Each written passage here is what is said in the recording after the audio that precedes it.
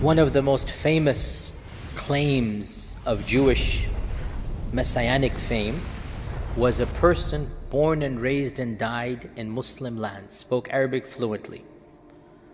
And he was a member of the Ottoman peoples, meaning a citizen, if you like, even though the concept of citizenship is modern. And this is the famous rabbi known as Shabtai Tzvi. Shabtai Tzvi. Shabtai Tzvi was born in Ottoman lands in the 16th century, 16 something. And Shabtai Tzvi was a famous rabbi who began to have a larger and larger following and eventually claimed to be the Messiah. And his followers increased, and he began demanding more and more things. A lot of problems happened. He's a very interesting figure. He intermingled with European kings and with the Sultan Mehmed IV, the famous Ottoman Sultan, until finally his demands became so ludicrous and political, and making a long story short, but he began to be political. And when he began to be political, the Sultan imprisoned him. And eventually his followers clamored and whatnot, so the Sultan decided to execute Shabtai Tzvi. And he called him to his palace and he said, "Your penalty is death, but I shall forgive you if you convert to Islam." Now, I'm not arguing that was good or bad, I'm just telling you what happened. Whether that was good or not, it's not my business. That's what the Sultan Mehmed IV decided. If you convert to Islam, you are forgiven. Faced between these, Shabtai Tzvi decided to convert to Islam, which caused a great crisis amongst his followers. Because if he's the Messiah, what are you going to do now, right? It caused a huge crisis. He had thousands of followers, and they all thought that he's going to be the Messiah, bring the kingdom of David back, this and that. And lo and behold, he embraces the Shahada in public. He takes off the turban of the Yahud and he wears a big Ottoman turban. MashaAllah, tabarakallah. In those days, your clothing would tell you apart. He had the clothing of a rabbi. And in the presence of the Sultan, he took off his rabbi cloak and he wore the Ottoman, I'm not joking, it's not a joke, he wore the Ottoman turban and he said the Shahada and he said he's a Muslim. What are his followers going to do? Massive chaos, confusion. Some of them, I think the majority, ended up either saying this is a ruse or a tactic, or converting with him. A small group left him.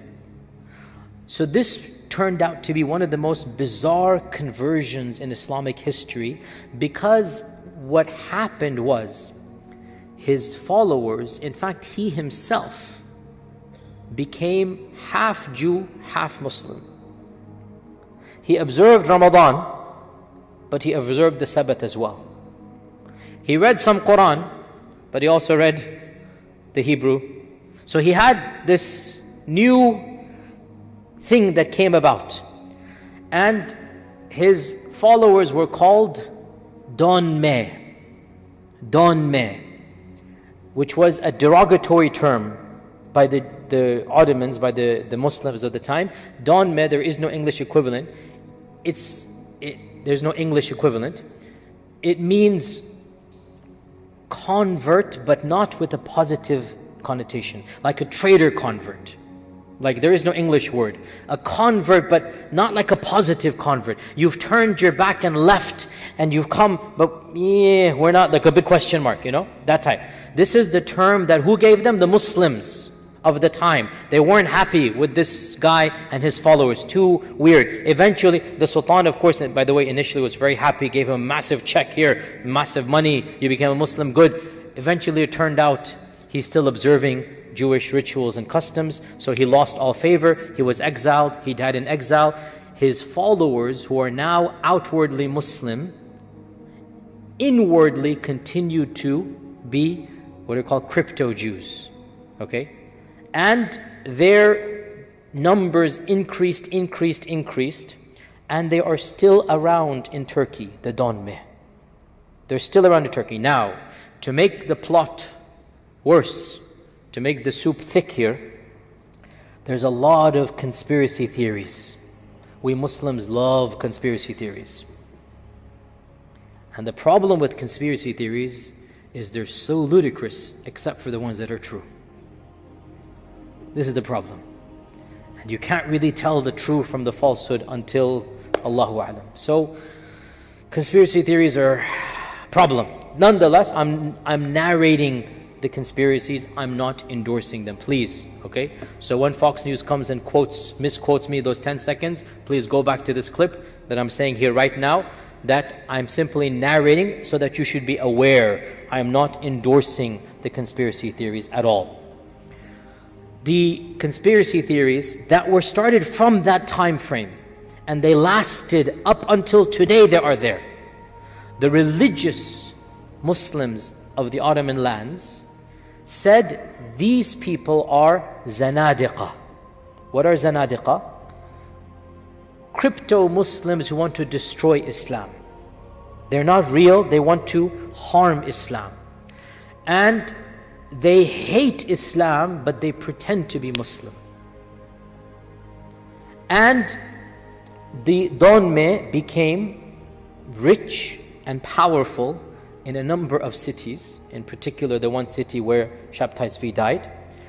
And at the turn of the century, 100 years ago, and inshallah, in this year, I hope to give you a very academic lecture about the history of 1919, because that is one of the main turning points of our history. Around this time, 1919, around this time, a little bit before and after, but around this time, a group called the Young Turks were formed. And the Young Turks were a very, very secular, anti-religious groups of Turks who were keen on abolishing the Khilafah and bringing about a Turkey that was secular in nature. Now, what I'm about to tell you is true. Many of the leaders of this movement were from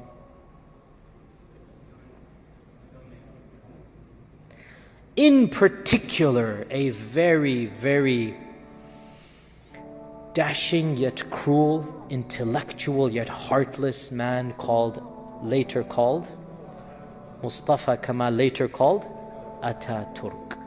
Ataturk is from the Donme, this is a fact. Now you go figure what is conspiracy and what is history. You go figure what is true and what is false. I'm simply telling you the perception about the motives of the Donme. And then I will tell you factually, Ataturk hated Islam. Ataturk mocked Islam. He was not a believer in Islam at all. And it is very clear that he considered Islam to be something that caused his people and nations to be backward. And if he wanted to, if he was able to, he would ban the religion. He did enough damage to the religion as it is. As you know, he shut down the madrasas, he abolished the Khilafah, he abolished the Grand Mufti, role of the Grand Mufti, he made the court system secular, got rid of all of the Sharia, he made the Quran to be recited in Turkish during the Salah. The Adhan was recited in Turkish, not in Arabic anymore. Instead of Allahu Akbar, they said something in Turkish. That was his whole point, to make everything Turk. So, Ataturk is from the Donme. You understand where conspiracy theories come from. And not just him, but many of those who followed him. Do you understand how this is relevant to Dajjal? It's not coming out of there. Shabtai Tzvi claimed to be Messiah. And all of this and then these things. Anyway.